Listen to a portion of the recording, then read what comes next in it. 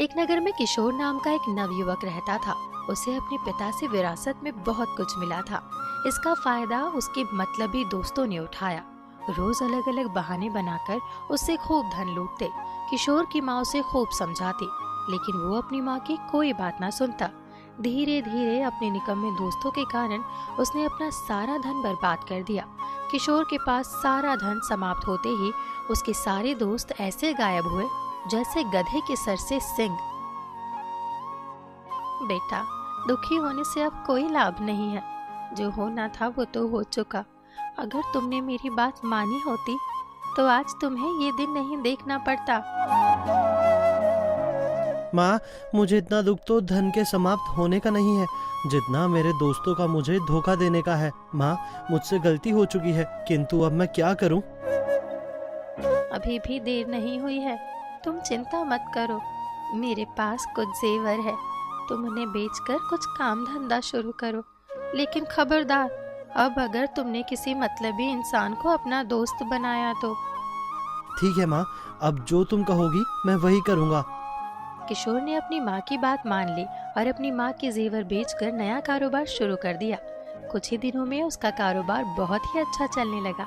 लेकिन अब अपने पुराने दोस्तों से मिलने की आदत की वजह से किशोर बेचैन रहने लगा।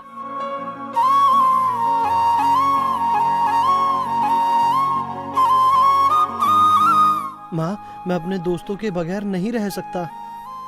तुम अगर दोस्तों के बिना नहीं रह सकते तो मेरी एक बात मान लो। तुम रोज एक नए दोस्त के साथ अपना समय गुजार लिया करो। एक बार किसी दोस्त के साथ खाना खाने के बाद तुम ना तो दोबारा उसके साथ कभी खाना खाना और ना ही उसे कभी अपने घर बुलाना। नगर के दोस्तों के साथ तो मैं ऐसा नहीं कर सकता कि उनके साथ कोई मतलब ना रखूं। इसीलिए मैं ऐसा करता हूं कि यहाँ नगर में आने वाले नए मुसाफिरों से ही हर रोज किसी न किसी को अपने घर ले आया करूंगा। उन्हें खाना खिलाकर सुबह विदा कर दूंगा। तुम्हें जैसा ठीक लगे तुम वैसा कर सकते हो। अगले ही दिन किशोर शाम को नगर में प्रवेश करने के मार्ग पर जाकर खड़ा हो जाता है और जो कोई भी मुसाफिर उसे वहां से जाता दिखाई देता वो उसे मित्र बनाकर सम्मान पूर्वक अपने घर ले जाता है। उसे घर में खाना खिलाता है, ढेर सारी बातें करता और सम्मान पूर्वक सुबह विदा कर देता। देखा, मैंने कहा था ना कि धीरे धीरे तुम्हारा उन मतलबी दोस्तों से पीछा छूट जाएगा। तुमने ठीक कहा था माँ, मुझे नए नए दोस्त बनाने में बहुत अच्छा लगता है और मेरा मन भी प्रसन्न रहता है। एक दिन किशोर जब किसी नए मुसाफिर के इंतजार में बैठा था तो उसे सामने से एक सौदागर अपने नौकर के साथ आता दिखाई दिया। दरअसल वो सौदागर नगर का राजा था, जो नगर का भ्रमण करने के लिए भेष बदलकर महल से निकला था। प्रणाम मित्र, क्या तुम आज मेरे घर चलकर वहीं पर भोजन कर सकते हो? तुम कौन हो और मुझे भोजन का निमंत्रण क्यों दे रहे हो? मित्र, मैं हर शाम नए मुसाफिरों को अपने घर ले जाता हूँ, उन्हें भोजन कराता हूँ और सुबह सम्मान पूर्वक उन्हें विदा कर देता हूँ। इससे मुझे संतुष्टि मिलती है।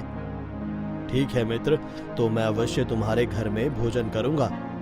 किशोर की बात सुनकर राजा उसके घर जाने को तैयार हो जाता है। किशोर की माँ भोजन लगाती है और सभी भोजन करते हैं और किशोर महाराज से ढेर सारी बातें करता है। महाराज किशोर से पूछते हैं, मित्र, ऐसा क्या कारण है कि तुम हर शाम किसी न किसी मुसाफिर को भोजन कराते हो? किशोर ने अपनी धोखेबाज मित्रों की सारी बात राजा को सुनाई। मित्र, ये मैंने अपनी माँ की ही दी हुई नसीहत से शुरू किया है। इससे मुझे बहुत प्रसन्नता मिलती है और मेरा मन बिल्कुल भी दुखी नहीं रहता। मित्र किशोर, जो तुमने हमें ये दावत दी है और अपने घर में आश्रय दिया है, इसके बदले में मैं आपके लिए कुछ करना चाहता हूँ। भगवान ने मुझे सब कुछ दिया है, मुझे किसी चीज की कोई कमी नहीं है, बल्कि मैं तो आपका एहसानमंद हूँ कि आप मेरे घर दावत पर आए।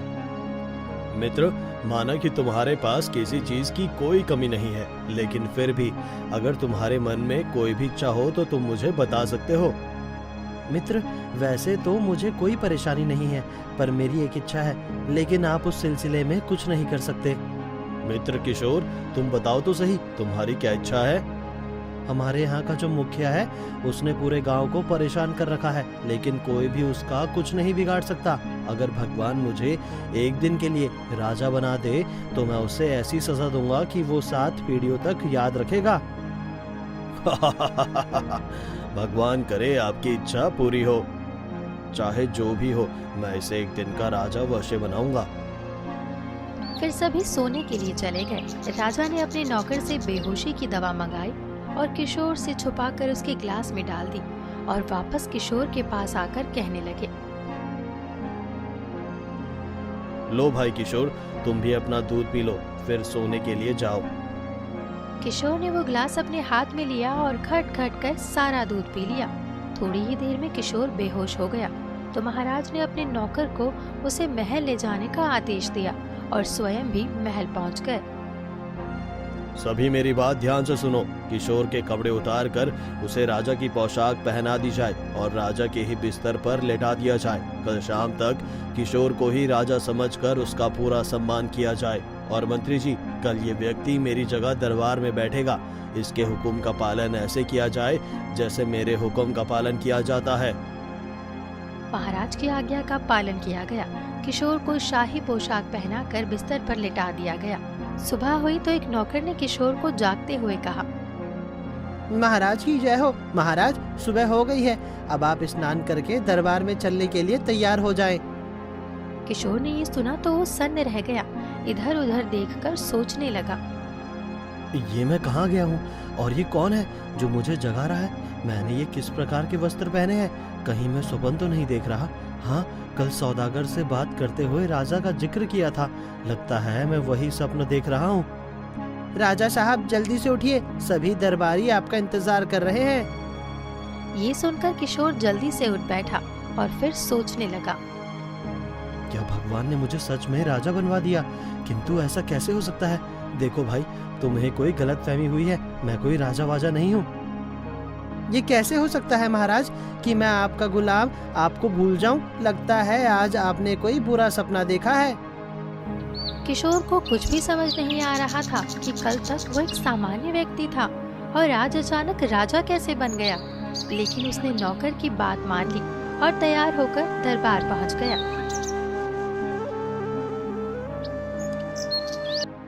महाराज की जय हो। आपने क्या हुक्म किया है महाराज? क्या फरियादी पेश किया जाए? सर्वप्रथम मेरा आदेश है कि इस नगर के मुखिया को देश निकाला दे दिया जाए और उसे कहा जाए कि ये तुम्हारी सजा है जो तुमने राजगढ़ के गांव वालों को परेशान कर रखा है।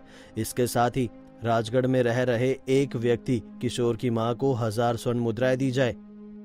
राजा बने किशोर की आज्ञा का पालन हुआ। फिर उसे महल में शाही भोजन करवाया गया और सोने से पहले उसे एक गिलास दूध दिया गया जिसमें बेहोशी की दवा मिली हुई थी, जिसे पीकर किशोर बेहोश हो गया। किशोर को उसके पुराने वस्त्र पहनाकर उसे उसके घर में पहुंचा दिया गया।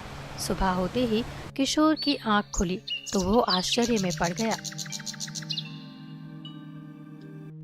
सैनिक, सैनिक, दासियां, सभी कहाँ हो? जल्दी आओ। किशोर जोर जोर से सभी को आवाज देता रहा लेकिन कोई भी नहीं आया। थोड़ी देर बाद उसकी माँ उसके सामने उपस्थित हुई। क्या हुआ बेटा? हाँ किशोर, तुम ये बहकी बहकी बातें क्यों कर रहे हो? तुम किसे अपना बेटा कह रही हो? ये क्या, तुम अपनी माँ को नहीं पहचान रहे हो? कौन किशोर? अब तो मैं इस राज्य का राजा हूँ। क्या मेरा बेटा पागल हो चुका है जो ऐसी बहकी बहकी बातें कर रहा है? बेटा किशोर, तुम ऐसी पागलों वाली बातें मत करो। अगर किसी ने सुन लिया तो हमारी शामत आ जाएगी। और तुझे पता भी है, इस राज्य के राजा ने मुसाफिरों को भोजन कराने के लिए हमें इनाम में 1000 स्वर्ण मुद्राएं दी है। माँ, मैं ही तो राजा हूँ। मैंने ही तो आपको 1000 स्वर्ण मुद्राएं देने का आदेश दिया था। बेटा किशोर, अगर तुम्हारी ऐसी अजीब बातें पड़ोसियों ने सुन ली तो वो तुम्हें पागल खाने डलवा देंगे। क्या मैं सच में किशोर हूँ? हाँ बेटा, तू मेरा बेटा किशोर है।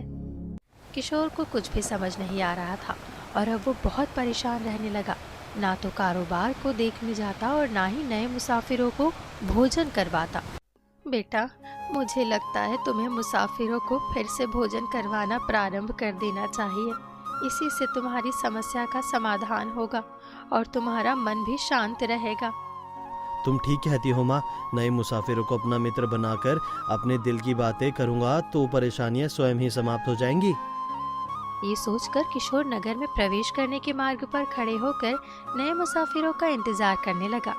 कुछ देर इंतजार करने के बाद उसे सामने से वही सौदागर जो उस नगर के राजा थे आते हुए दिखाई दिए, लेकिन उन्हें देखकर किशोर ने मुंह फेर लिया। तो राजा ने कहा, किशोर, पुरानी बातें भूल जाओ। मैं आज रात भी तुम्हारे घर पर ही बिताना चाहता हूँ। नहीं, मैं आपको अपने घर नहीं ले जा सकता। आपको घर ले जाने के कारण ही मेरे साथ कुछ अजीब घटनाएं होने लगी। मैं जानता हूँ तुम्हारे साथ क्या क्या हुआ, लेकिन आपको कैसे पता कि मेरे साथ क्या हुआ? किशोर, दरअसल मैं ही इस नगर का राजा हूँ।